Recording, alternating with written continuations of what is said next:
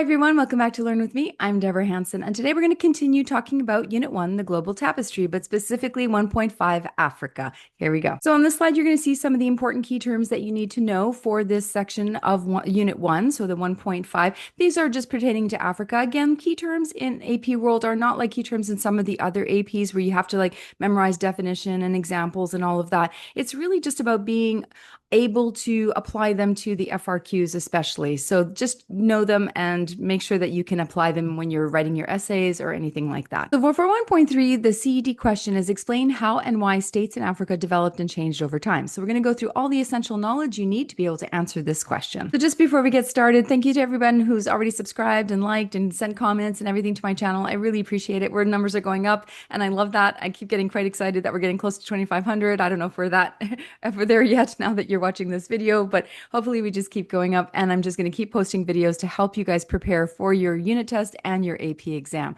So let's start talking about the political structures of inland Africa during this time period.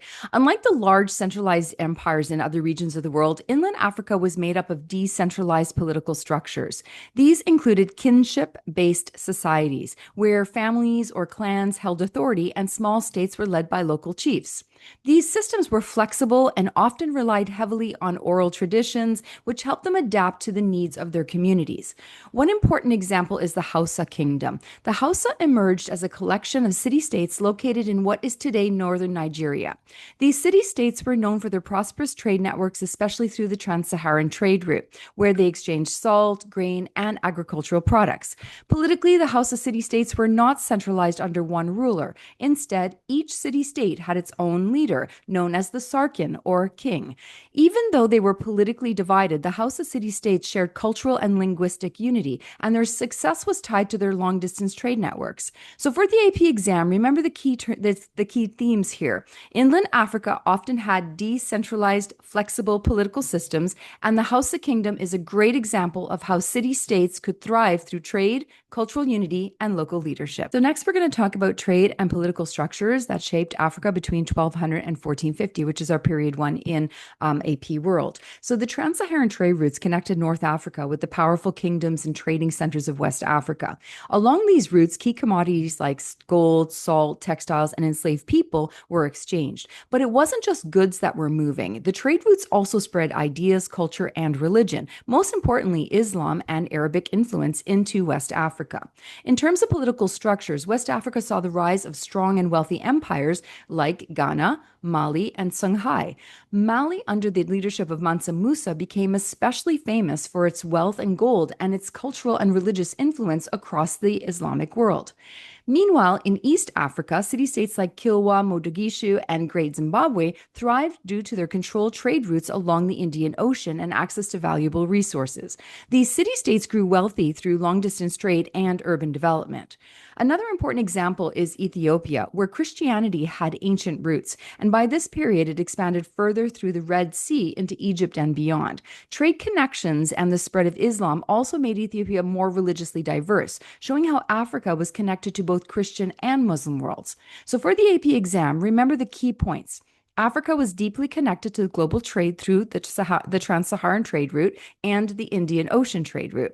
And powerful states rose in both the West and East Africa due to their control over resources and trade networks. So it's also important to talk about the social structures in sub-Saharan Africa in this time period. Unlike some regions with rigid caste systems or centralized hierarchies, African societies were often organized around kinship, age, and gender. That means your role in society depended a lot on your family ties, how old you were, and whether you were male or female. A really important feature was lineage groups. These were extended family networks that shaped social organizations, traditions, and even religious practices. Instead of individuals standing alone, the people identified as part of these larger family groups, which created strong community ties.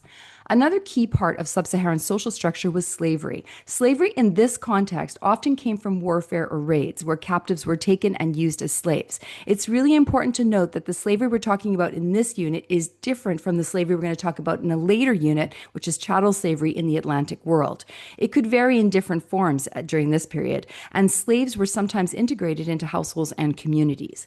For the AP exam, focus on these big ideas. Sub-Saharan societies were organized by kinship and lineage. lineage, age, and gender roles were important. Slavery did exist, but in a different form that would develop later in the Atlantic slave trade. So you did hear me mention two trade routes, the Trans-Saharan and the Indian Ocean. Let's talk a little bit more about the Indian Ocean slave trade and cultural life in sub-Saharan Africa. The Indian Ocean slave trade connected East Africa to distant regions, with enslaved people being transported across the Indian Ocean to the Middle East, India, and Southeast Asia. Unlike the later Atlantic slave trade, which focused heavily on plantation labor, the Indian Ocean trade involved women and children who were employed as domestic servants, concubines, or household workers. This trade had long-lasting social and cultural impacts, not only changing communities in East Africa, but also influencing the cultures of the regions where the enslaved people were taken. Culturally, sub-Saharan Africa was rich in tradition that preserved history and identity through oral storytelling. A key example is the griot and the griots. Griots were storytellers who held encyclopedic knowledge of information, family lineages, great leaders, and historical events. And they were essential in passing on history and tradition from one generation to the next. Their stories, often sung, were a way to keep history alive in societies without written words. Importantly, griots, or female storytellers, played a special role by providing women with a sense of empowerment in a patriarchal society.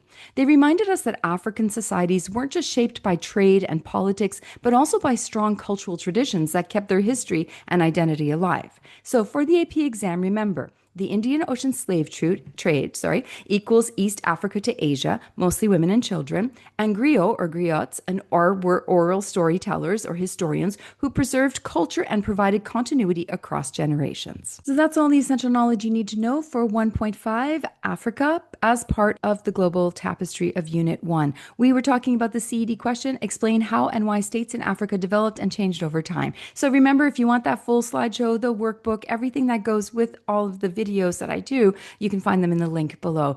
Thank you so much for listening today. See you next time.